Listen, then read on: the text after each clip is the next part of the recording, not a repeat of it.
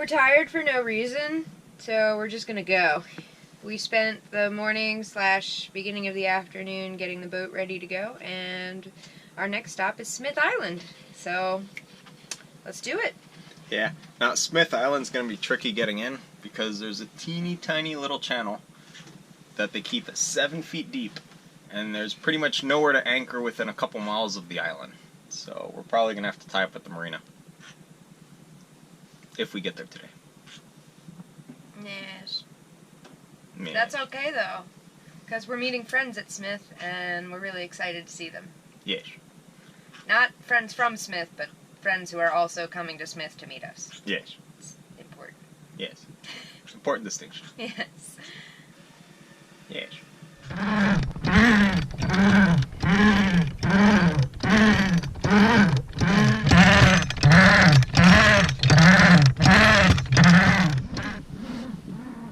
Our flowers are blooming! Yay!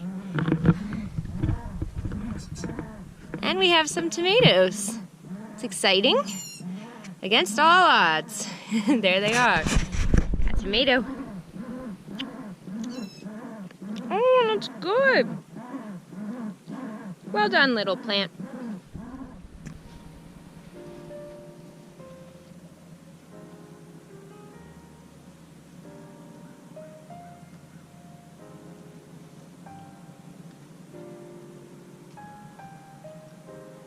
Morty, I'm trying to make a video. Hello.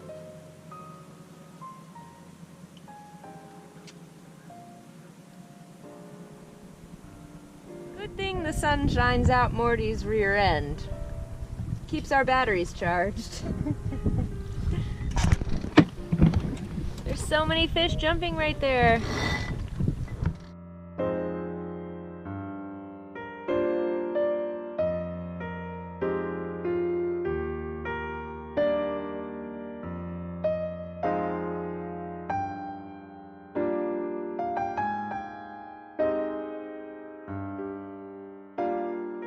We have left St. Mary's River. We're finally into the Potomac. Finally got that name right. And our next destination is Smith Island. There's no wind. We're doing about 2 knots. It's 5 o'clock in the afternoon, and Smith Island is 19 miles away. So we're not making it there today. And we know if we had a diesel, we'd already be there. So we're trying to figure out what we're gonna make for dinner. We didn't have a chance to swing by a grocery store while we were in St. Mary's, simply because we forgot. We're gonna make garlic mashed potatoes, because we have a potato masher. And it seems like it's time to crack open some canned vegetables so that we have some greens in our diet. Just not some oranges. Anything but canned carrots. It's disgusting. And for the meat? And we should probably break open some canned meat, because we have it, and we should have a meat, a starch, and a vegetable. My plan is to add garlic and butter to whatever we use, because garlic and butter make everything delicious.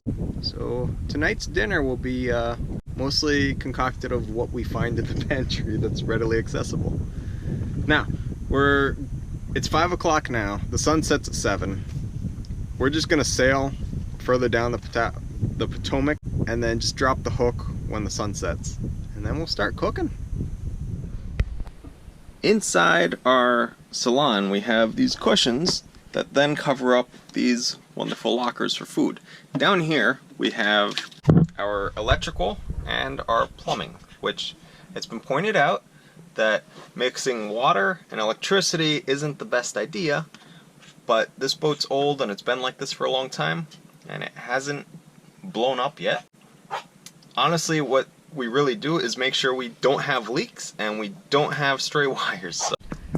So my friend Bob Blood, who's an electrician, recently rewired our compartment because it used to be a rat's nest of wires. So Bob Blood set up with a bus bar here, and the bus bar has all the wires labeled and everything. He does a gorgeous job. So the solar power comes in, and then it comes right back out, and it leads over to the other side where we have the charge controllers. So you can see the little lights blinking away. That's because power is coming in and they are charging the batteries. So these two over here are the charge controllers to the large deck panels, the ones that we just set out on the deck wherever we want. And then over here, these alternate between the motor bank or the house bank. So these are the stern panels, those two little guys. So they come in wired in parallel and meet up here where it either gets boosted up to 48 volts or stays at 12 volts and goes to the house bank. We also have a lovely switch here. So this is how we convert, or how we switch from the 48 volt side to the 12 volt side for the stern panels. So you either flip the switch towards 48 or down towards 12. We also have a switch for a converter, which isn't in yet, but it'll be a step down converter that'll allow us to go from the 48 volt down to the 12. Our old converter was giving us some issues, so Bob Blood recommended a different one entirely, like a different company. He's had really good results with it, so we're going to switch to that guy. Just, it's not in yet, but when it is, it'll go over here in this nice big blank space. And he left all these wires labeled and everything for me just to hook up to it, so it'll be a quick and easy install. So that's how the power comes into the boat, via these controllers. That way it's regulated. We used to have some of the panels unregulated because the panels were broken and we needed all the power we could get out of them. But now that everything's up to snuff, the battery voltages usually stays between 12.4 and 13 volts. So we're keeping it very charged. And this is able to keep the motor bank topped off. So we don't use the motor very much, so therefore it doesn't really need to charge much. But we keep it topped up, that way it's always ready to go should we need it for anything. And then lastly, every boat needs to have a battery switch. So we're a cruising boat and we have 5 batteries for the house bank. So bank 1 is 2 batteries and bank 2 is 3 batteries. So collectively it gives us 525 amp hours in the house bank. We always leave it on both because we keep a close eye on the voltages. So the solar panels charge into the output line of the battery switch. So if you have it set to both, you're charging both banks. If you have it set to one bank or another, the other bank is sitting there, but it's not charging. So this way, both banks stay equalized, and we just keep an eye on the voltages. If the battery power is starting to drop really far, like it gets down to 12.2, we start turning things off. So the fear that we won't have enough power to run the VHF radio or something like that isn't a concern to us because we won't let it get that low. Every night when the sun goes down, we turn the fridge off and we don't turn it back on until the batteries are full charge again. So that is our solar system, and that's how it all works. So it comes in through these neat bus bars and then over to the charge controllers, which lead to the battery bank. So on Wisdom, we have 4 solar panels total, and it makes 300 watts of power total. Now, in the back, in the transom area, we have 2 50-watt panels, and they are hooked up in parallel and run to the charge controller. Then forward, we have 2 100-watt flexible panels. Now they're not the kind that you can roll up, but they're the kind that kind of give a little. So they're not too picky. The reason we have them is we have them on both sides of the deck. So being out there, one side of the deck is probably going to be in full sun, and the other side is probably going to be shaded by the sails and the rigging and all that. So it's not common that we get power out of all 4 panels, but usually at least one of them is in a peak position and can run the boat and run the fridge, which is our main power hog. So being how the ones forward are not attached to anything, we can actually move them around to put them in their optimum place. So if we find like where it is, a corner is being shaded, we can just scoot it over a little. And if we're going to be on attack for a long time and one of the panels is completely shaded, we can just pop it over to the other deck as well. So that gives us a lot more flexibility. The ones on the transom, they fold up and down, so when we're going to come into dock, we actually drop them down so they tuck in narrower than the rub rail. That way we don't break them when we dock. They're also adjustable. We can set their height up or down, so if the sun's, say, coming from that side, we can lower this panel and raise the other panel. So that's pretty much how we do our solar power, or how we collect our solar power. as far as what we do with it, the panels in the transom go to two different charge controllers. So one feeds to the house bank, which is 12 volt. The other feeds to the motor bank, which is 48 volt. The forward panels that we have on the deck, those go to their own independent charge controller, and they only feed into the house bank, which is 12 volt. So from all of them, if we have peak power, we usually get about 8 amps out of each set of panels. They're all wired up in parallel. That way if there's partial shading on one, it won't knock out the whole array. And they just feed in. So if everything's perfect, we can get a lot of amps, but usually we're running like 10 amps or so that we're able to get on a good day. Hi guys. Since we really don't have to do much of anything right now, the boat's kind of sailing herself, we're going to play a game, because that's what we do. So this one is called Set. If you've never played it, it's a fantastic game. It's a lot like Iota, which is what we were playing in 2 videos ago. So we like our games.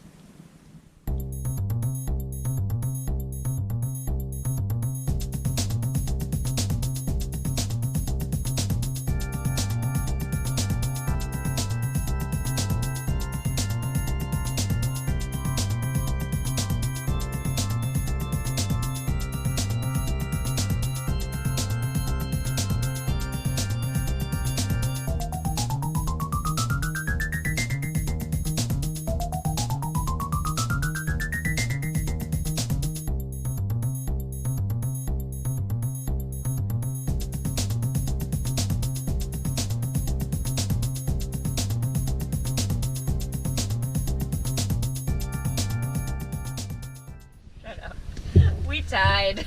Yeah, so we both won. Yes, or we both lost. Oh, we both won. Whichever's happier. Yep, we did that while we were on one tack. Now we're getting close to shore, so we're gonna tack. Tacking!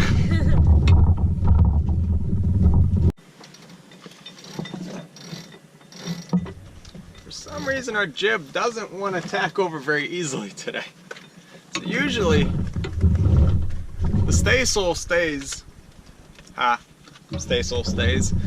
So the staysail stays there, and then the jib falls onto it and gets pushed forward into a little slot between the two sails to pass over for the tack. So usually I just turn and the ropes do their thing, but today it hasn't worked on a single tack. I think there's just not enough wind to push them. So we're up here at the clue, which is kindly labeled for us by the sailmakers, and you simply grab the clue, walk it forward, and let it go on the other side.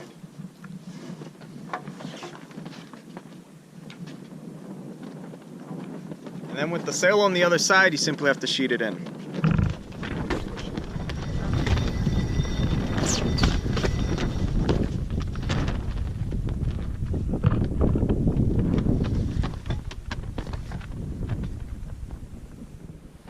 Since there's really no wind, it's time for me to start making dinner. So it's safe to do it under sail because, 1, we're not heeled over, and 2, this is pretty much the equivalent of anchored, because we're not really moving anywhere. So I'm gonna start boiling the potatoes, that way we can make our mashed potatoes, and we'll go from there. Now, an important trick when you're cooking on a sailboat, especially with a fixed stove, not a gimbaled one, you want to use a pot that is ridiculously tall for what you're actually making. So we're going to boil these 4 potatoes that sit all the way down at the bottom, and there's like a full hand above them. So what that means is, if for some chance we start to heel, the water's not going to pour out.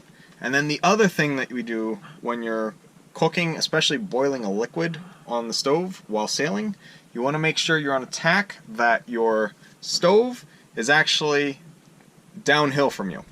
So in this case, you can see out here our main sheet, and Maddie watching, keeping a good watch. Our main sheet is off to the starboard side because we're on port tack, and the galley is on the starboard side of the boat. So if we did start to heel, this would just fall into the backsplash that I'm going to raise and wouldn't go anywhere.